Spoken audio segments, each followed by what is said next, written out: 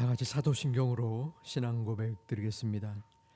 전능하사 천지를 만드신 하나님 아버지를 내가 믿사오며 그 외아들 우리 주 예수 그리스도를 믿사오니 이는 성령으로 잉태하사 동정녀 마리아에게 나시고 본디오 빌라도에게 고난을 받으사 십자가에 못 박혀 죽으시고 장사한 지 사흘 만에 죽은 자 가운데서 다시 살아나시며 하늘에 오르사 전능하신 하나님 우편에 앉아 계시다가 저리로서 산 자와 죽은 자를 심판하러 오시리라. 성령을 믿사오며 거룩한 공예와 성도가 서로 교통하는 것과 죄를 사하여 주시는 것과 몸이 다시 사는 것과 영원히 사는 것을 믿사옵나이다. 아멘. 찬송가 151장 찬양 드리겠습니다.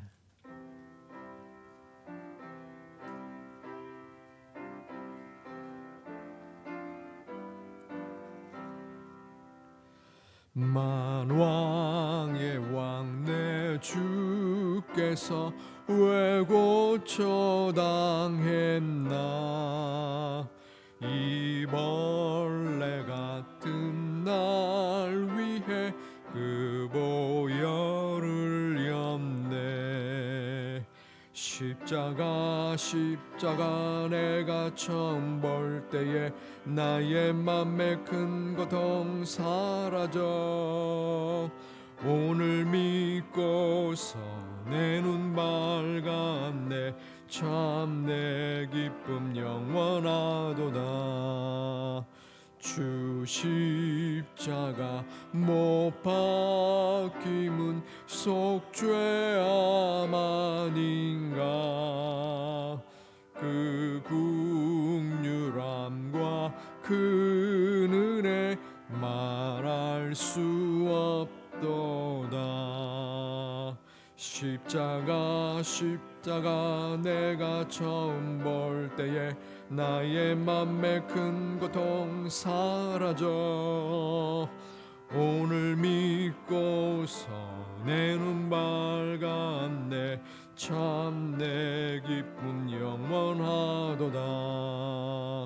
늘 울어도 그 큰 은혜 다 갚을 수 없네. 나 주님께 몸 바쳐서 주의 이름 쓰리. 십자가 내가 처음 볼 때에 나의 맘에 큰 고통 사라져 오늘 믿고서 내 눈 밝았네. 참 내 기쁨 영원하도다. 아멘.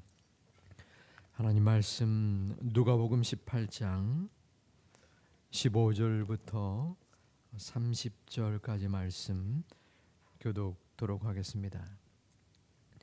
누가복음 18장 15절부터 30절까지 말씀입니다. 사람들이 예수께서 만져주심을 바라고 자기 어린 아기를 데리고 오매 제자들이 보고 꾸짖거늘 그 어린 아이들을 불러 가까이 하시고 이르시되 어린아이들이 내게 오는 것을 용납하고 금하지 말라. 하나님의 나라가 이런 자의 것이니라. 내가 진실로 너희에게 이르노니 누구든지 하나님의 나라를 어린 아이와 같이 받아들이지 않는 자는 결단코 거기 들어가지 못하리라 하시니라. 관리가 물어 이르되 선한 선생님이여 내가 무엇을 하여야 영생을 얻으리까? 예수께서 이르시되 내가 어찌하여 나를 선하다 일컫느냐? 하나님 한 분 외에는 선한 이가 없느니라. 내가 계명을 하나니 가늠하지 말라, 살인하지 말라, 도적질하지 말라, 거짓 증언하지 말라, 내 부모를 공경하라 하였느니라. 여짜오되 이것은 내가 어려서부터 다 지키었나이다. 이 말을 들으시고 이르시되 내가 아직도 한 가지 부족한 것이 있으니 내게 있는 것을 다 팔아 가난한 자들에게 나누어주라.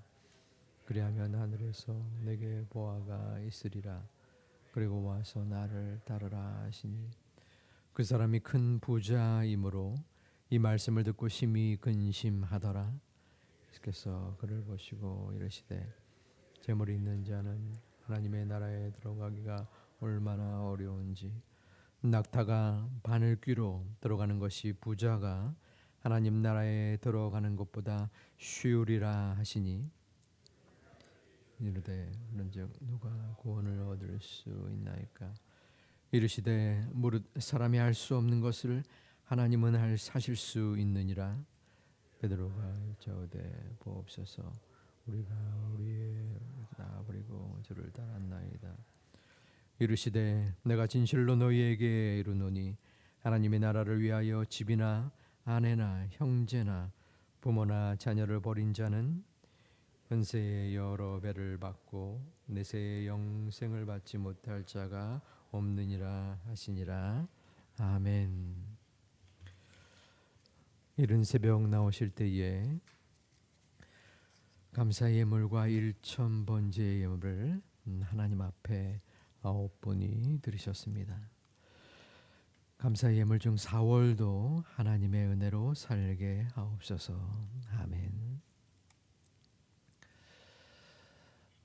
탄자니아 선교 방문 일정 속에 비행기를 타고 또 여러 지역을 옮겨 다닐 때 적어도 한 10번 이상 그 월드비전 직원과 또 유엘 선교사님으로부터 들은 이야기가 있습니다. 모든 짐을 들고서 옮길 때 티켓과 여권을 확인해 주세요. 끊임없이 그리고 반복해서 그 말씀을 하셨어요. 그분들은 경험이 많았기 때문에 여러 교회의 일행들 혹은 선교 단체들을 섬겼기 때문에 아마도 한두 번 혹은 그 이상 여러 실수와 어려움을, 다시 말하면 그 티켓이나 또 여권을 잊어버리거나 또 잃어버렸던 경험이 있지 않았을까 생각합니다. 그렇기 때문에 계속 그것을 반복했던 것이죠. 비행기 티켓이나 여권이 없으면 공항에 들어갈 수가 없습니다. 큰 낭패를 경험하는 것이죠. 오늘 말씀에는 하나님 나라에 들어가는 조건, 하나님 나라에 들어갈 수 있는 사람은 어떤 사람인가가 나옵니다. 우리가 천국행 티켓이 따로 있는 것은 아니라 바로 우리의 모습, 어떠한 사람은 하나님 나라에 들어갈 수 있고 또 어떤 사람은 아무리 원하지만 들어갈 수 없다라는 것입니다.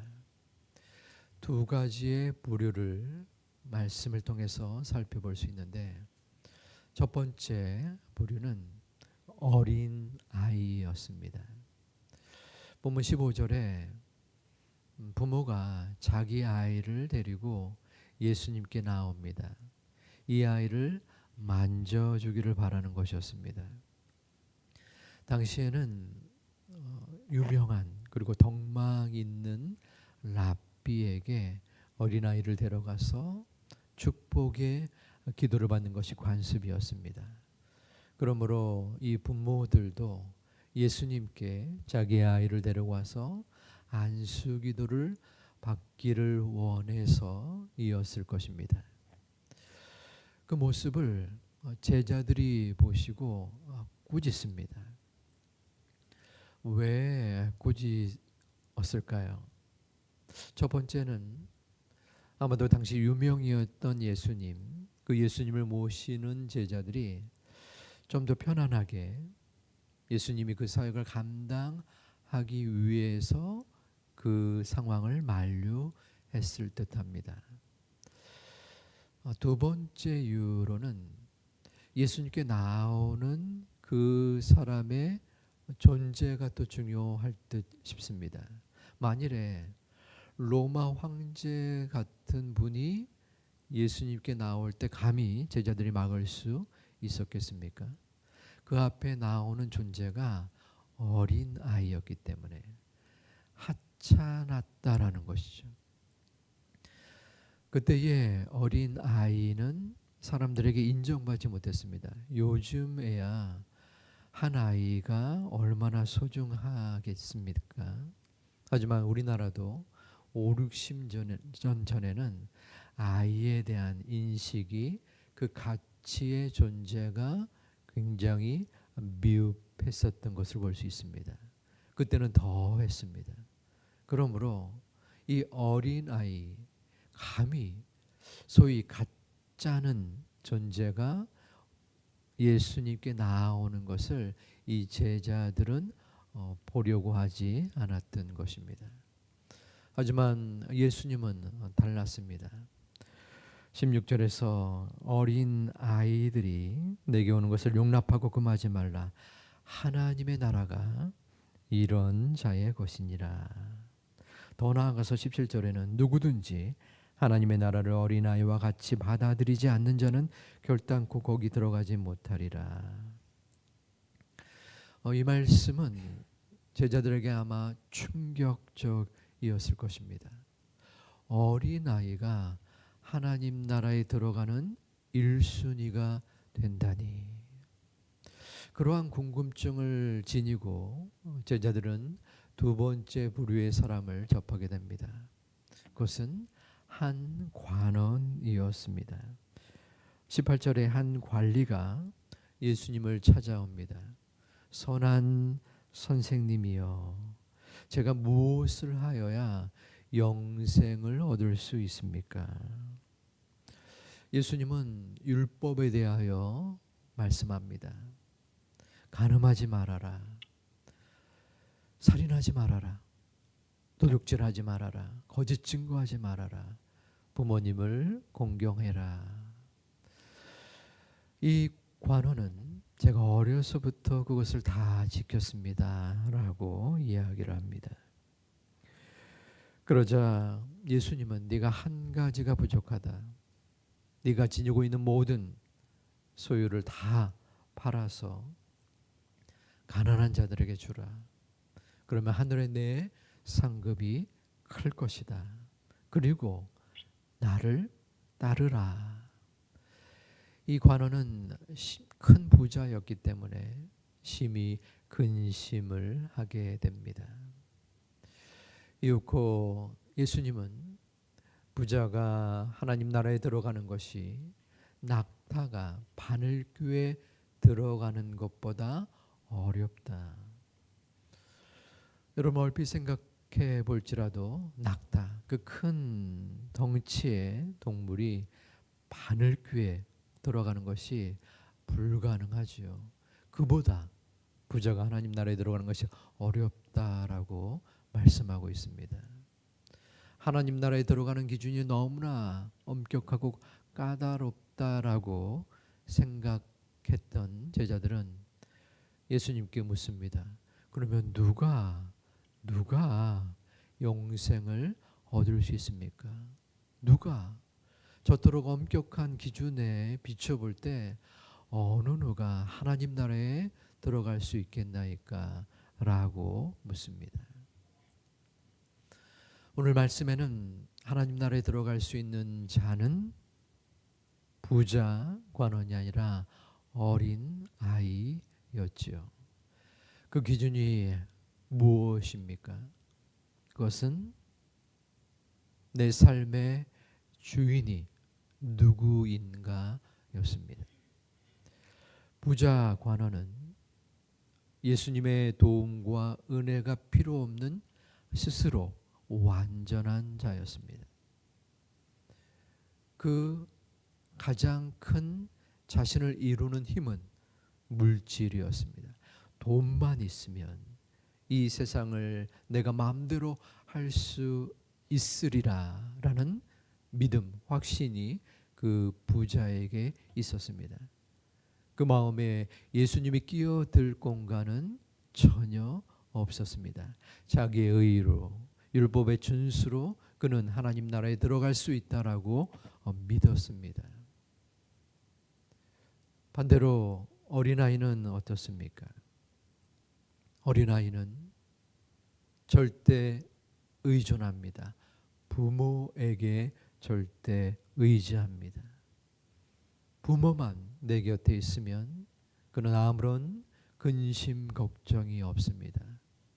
바로 이 어린 아이와 같은 믿음, 마음을 예수님은 하나님 나라에 들어갈 수 있는 기준으로 삼고 있는 것입니다. 하나님 나라에 들어갈 수 있는 사람은 자신의 모든 것을 버리는 자입니다. 28절에 베드로는 고백합니다. 우리가 모든 것을 버려두고 주님을 따랐습니다. 사도 바울도 자신의 학문, 바리새인으로서의 우월감 등 모든 것을 배설물로 여겼습니다. 우리가 가진 모든 것, 그 모든 것을 버릴 때에 주님은 우리의 마음을 받아주시고 우리 또한 하나님 나라에 들어갈 수 있는 자가 되는 것입니다. 우리가 가진 모든 것은 무엇일까요? 가족일 수 있고 물질일 수 있고 나의 경험, 앞날에 대한 생각 등등일 수 있습니다. 그것이 어떠한 것이든 주님보다 더 사랑한다면, 주님께 나아가는데 조금이라도 방해가 된다면 그것이 바로 우리의 마음속에 걸림돌이요 또한 방해물로서 여겨지는 것입니다. 어쩌면 우리가 가진 것이 많지 않기 때문에 하나님을 의지하고 하나님께 기도하고 하나님께 나아갈 수 있는 것입니다. 어떨 때는 그런 생각도 합니다.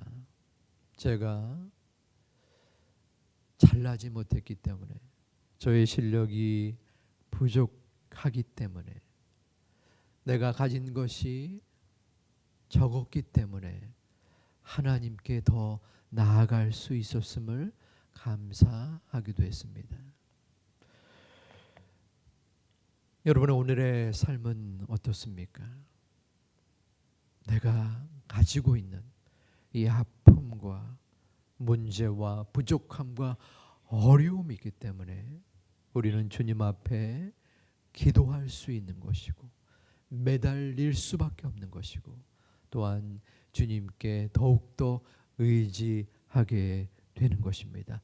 도리어 우리의 연약함과 부족함이 나의 믿음과 신앙에 있어서는 은혜가 될 수 있음은 그것이 바로 우리가 하나님으로부터 더 나아갈 수 있는 소중한 밑거름이 될 수 있음을 믿습니다. 오늘 하루의 삶을 살 때에, 기도할 때에 하나님, 제가 주님께 나아가는 데 있어서 그 길을 가로막고 있는 방해물로 여겨지는 그 무엇이 하나라도 있습니까? 우리에게 떠오르는 그곳이 있다면 주님, 제가 그것, 그 사실, 그 사람을 버리고 또한 포기할 수 있는 마음을 허락하여 주시옵소서. 나의 삶에 연약함이 있기 때문에 주님께 나아갑니다.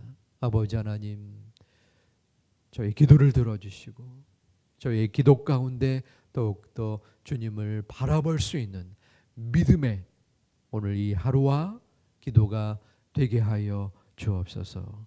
주님 앞에 전심으로 기도하다가 더욱더 하나님 나라, 주님의 그 품에 안길 수 있는 주의 백성, 주님의 일꾼, 하나님의 자녀가 되시기를 주님의 이름으로 축원합니다. 기도하겠습니다. 우리의 삶에 주관자가 되시고 하나님 나라에 우리가 항상 들어가기를 원하시며 또한 주님을 의지하기를 바라시는 아버지 하나님, 이 4월의 둘째 날 주님 앞에 나올 수 있는 하나님의 자녀들이 있음을 감사드립니다. 우리의 연약함 속에서, 부족함 속에서 주님께 나아왔사오니 우리의 모든 기도 가운데 함께하여 주시옵소서. 일천 번째 예물과 감사의 예물을 드린 하나님의 자녀들 그 마음 속에, 기도의 제목 속에 하나님 위로하여 주시고 붙잡아 주시고 이끌어 주시옵소서. 행여라도 주님보다 더 많이 사랑하고 주님보다 더 의지하는 이 땅의 여러 가지 상황과 사람들과 내 자신, 주님 그것을 포기하고 내려놓고 버려놓을 수 있는 소중한 우리의 마음과 믿음이 되게 하여 주시옵소서. 이 땅에 우리 사회의 여러 갈등과 고민들, 주님 우리의 모든 심령들을 주님께서 붙잡아 주시사 이 나라와 민족 가운데 하나님이 화합하고 또한 주님 앞에 무릎 꿇어 아랠 수 있는 더 많은 사람들이 있어질 수 있도록, 교회가 될 수 있도록 인도하여 주시옵소서.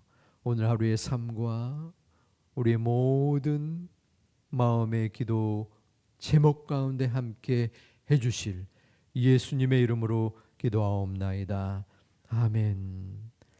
하늘에 계신 우리 아버지여, 이름이 거룩히 여김을 받으시오며 나라의 마옵시며 뜻이 하늘에서 이룬 것 같이 땅에서도 이루어지이다.